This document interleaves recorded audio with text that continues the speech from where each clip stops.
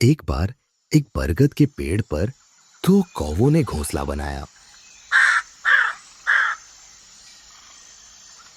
वे नहीं जानते थे कि उसी पेड़ के बिल में एक काला नाग रहता है।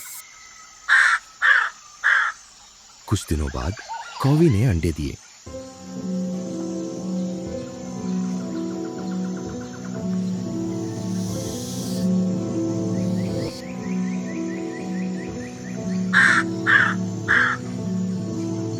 अगले दिन काला नाग पेड़ पर चढ़कर घोंसले के पास आ गया। कौवों ने अंडे बचाने की बहुत कोशिश की, लेकिन नाग उनके अंडे खा गया। दोनों कौवे बहुत दुखी हुए। तुम दुखी मत हो। हम इस मुसीबत से कैसे छुटकारा पाएंगे? क्यों ना हम बंदर दादा के पास जाकर इसका हल पूछें। ठीक कहते हो। जंगल में बंदर दादा सबसे अनुभवी और बुद्धिमान हैं। वे जरूर इसका हल बता पाएंगे। चलो। दोनों कौवे जंगल में बंदर दादा की खोज में उड़ गए। थोड़ी देर बाद वे बंदर दादा के पास जा पहुंचे और सारा किस्सा सुनाया। बंदर दादा बड़े बुजुर्ग और बुद्धिमान थे। उन्होंने कौ को समझाया, तुम परेशान मत हो। समझदारी से बड़े दुश्मन को हराया जा सकता है। पर कैसे दादा? हम क्या करें? इसके लिए तुम्हें महल में जाना होगा। महल में? पर वहाँ किस लिए? मेरी बात ध्यान से सुनो। बंदर दादा ने कौ को एक योजना बताई। योजना सुनकर वे बड़े विश्वास के साथ महल की ओर उड़ गए।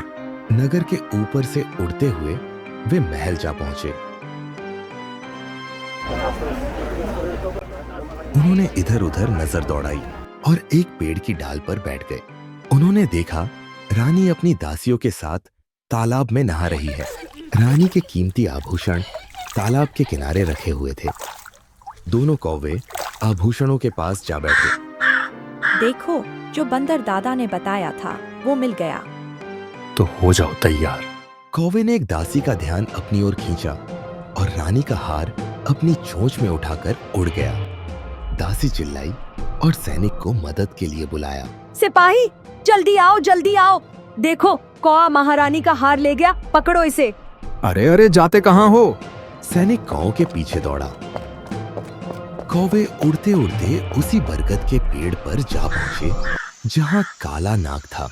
कौवे ने हार काले नाग के बिल के पास गिरा दिया। पीछा करते हुए सैनिक भी आ पहुंचा। तभी काला नाग बाहर आ गया।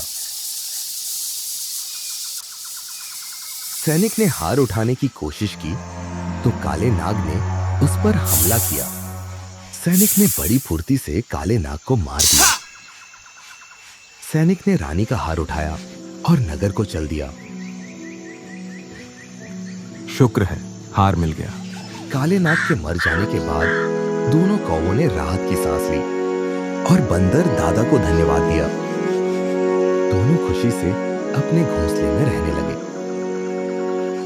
बंटी नाम का एक खरगोश माइलो नाम के कछुए को धीरे चलने के कारण रोज छेड़ता था। उसे अपने तेज दौड़ने पर बहुत घमंड था। बंटी माइलो से कहता था कि तुम बहुत आलसी हो। बंटी ने घमंड ही घमंड में माइलो को दौड़ लगाने की चुनौती दे दी।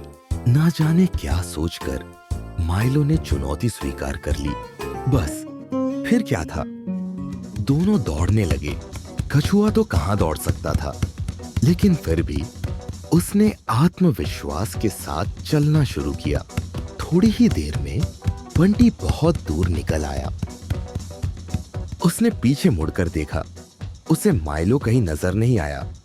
उसने सोचा जब तक माइलो आएगा तब तक तो वह एक झपकी भी ले लेगा।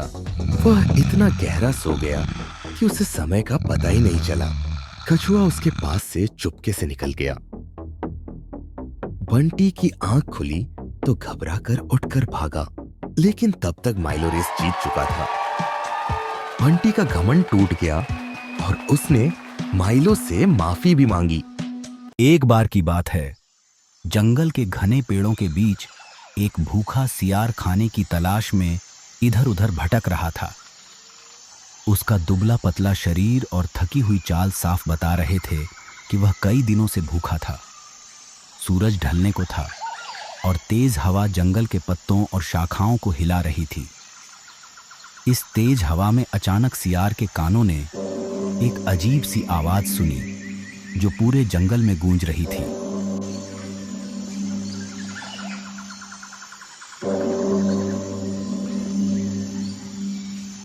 सियार रुक गया। उसकी आंखें चौड़ी हो गईं और कान खड़े हो गए। वह आवाज रहस्यमयी और डरावनी लग रही थी। सियार के मन में डर ने घर कर लिया।